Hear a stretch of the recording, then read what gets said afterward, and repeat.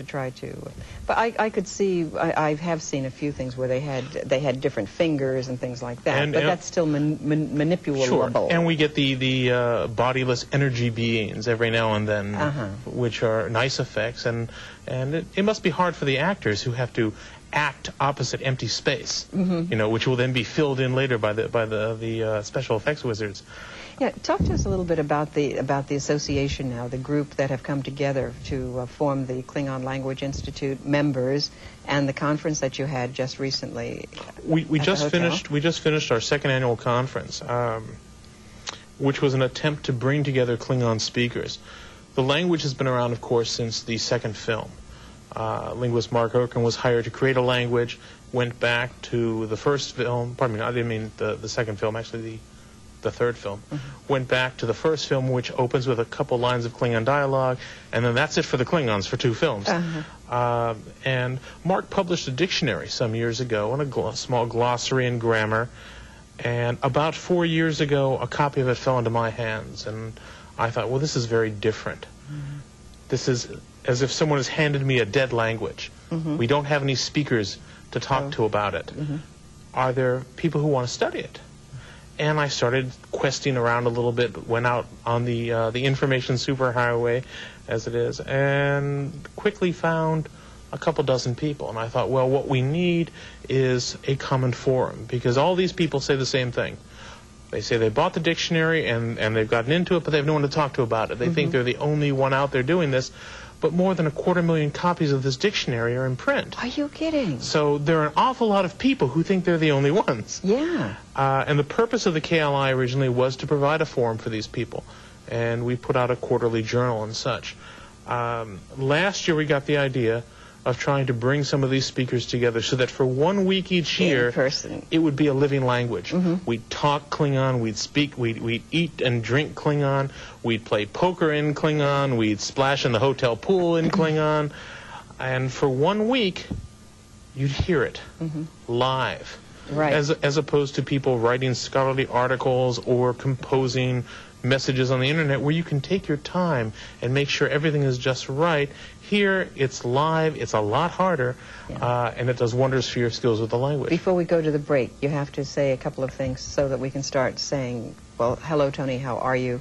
And now we're going to the break. I don't know if you can translate that, but you can say, hello, how are you? But Klingons wouldn't say that. They wouldn't? Oh, they wouldn't say that. Okay. Klingon is a very in-your-face kind of language. No social pleasantries. None. Rude people. Well, pragmatic people. Pragmatic people. The closest thing we have to hello, Lucy translates as, what do you want? But let me think of something nice. How about Ulij Jaj? This is a traditional Klingon toast. Ulij Jaj. We need to come to a couple classes. We'll get that for you. And it, of course, means may your blood scream. But what's going to make it scream? Well, it's just, that's up to you. This is just, this is like may you have long life. May your blood scream. Sort of but I say the Klingons is a very passionate people. And this is very interesting. Do you know that? Listen, we're going to show you an interview that I did with Kate Mulgrew and Tuvok, and then we'll come back and discuss this language and see if we can learn a couple of words together so we can all greet each other. So stay with us. We'll be right back.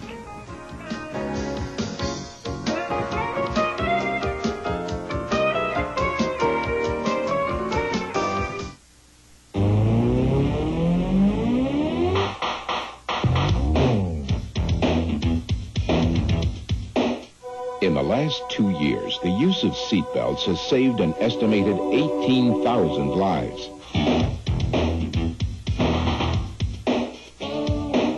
If buckling up can save so many lives on the road, imagine what it can do on the water. Boat smart. Buckle up. It can save your life. Independence, hope, and a chance to build a new life. Opportunities people found in colonial Philadelphia and still find here today, thanks to the Salvation Army. Each year, the Salvation Army helps thousands of people in need, from those recovering from addiction, to families in crisis, to youth programs that build character. The Salvation Army is building lives in Greater Philadelphia. For more information, call 787-2800. Hello, my name is Natasha. I'm a foreign exchange student from Russia. This year, thousands of foreign exchange students like Natasha will be visiting the United States. By becoming a host family to an exchange student like Natasha, you too can help the cause of international understanding, one friendship at a time. Thank you. If you would like to become an AISE host family, please call 1-800-SIBLING.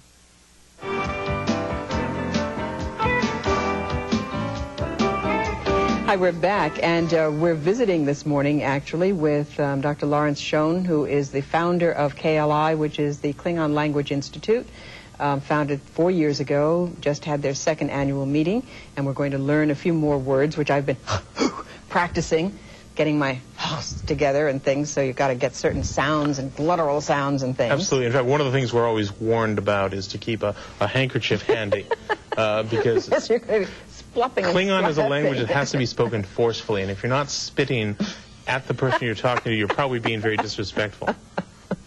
That's a whole new cultural phenomenon. Well, you know. it goes and to then there being how do you an deal oppressed with, language. if you're not supposed to back up when somebody splats. No, that would be rude. You're supposed to, if you have to be right there. I said it's an in-your-face kind of language. You didn't realize how literally I meant that.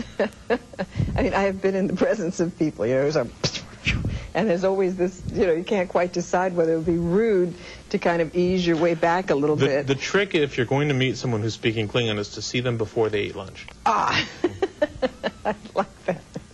Joining us also are several members. They are confirmed Trekkers. They are lovers of and have been followers of the series, the various series that have had to do with, am I correct, Star Trek, and we've discussed that in the first thing, but let's really quickly just say hello, hello, hello, hello, hello, hello. Anybody can say it yet? Can you say have excited blood? Say quickly, just so people will know you.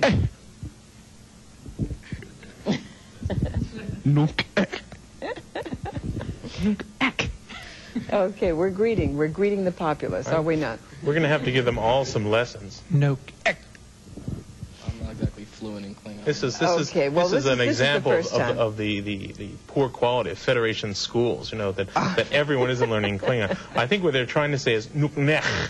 They need to work on their. So, now, I have a cup of water and they don't, and so, that's part of it, I'm sure. But nuknech is basically, what do you want? But that's that day-to-day greeting. That's as close as we get. Okay. To pleasantries. Oh, all right. It's fascinating because you are having to develop not only the language but the cultural personality as you interpret what we see being enacted, as well as Roddenberry's books. And actually, we don't develop anything in that sense. The KLI is kind of like the French Academy. We try to keep things pure to what we're given. Mm-hmm. So when, for example, people come to me now and then and say, Klingon doesn't have a word for umbrella, let's call it, schach. Mm-hmm. And no, you can't do that. While it is an artificial language and an arbitrary language, mm-hmm. It's very specific who the arbiters are. Mm-hmm. Paramount and mm-hmm. Dr. Okrent, who created, these are the people who can make up new terms. And they do. I don't, mm-hmm. and the KLI does not. Okay. So we sort of work with what we've got, and that gets kind of strange because you often have to extrapolate a rule from only one or two examples. Fascinating. Listen, let's go to the interview so that we don't run out of time, because we do have I think a very interesting interview, and I thought all of you might enjoy it. None of you seen it. So let's go right to, we'll be joining. This was a satellite feed, and they are not in costume. Voyager. Good morning. How are you? You're very subdued.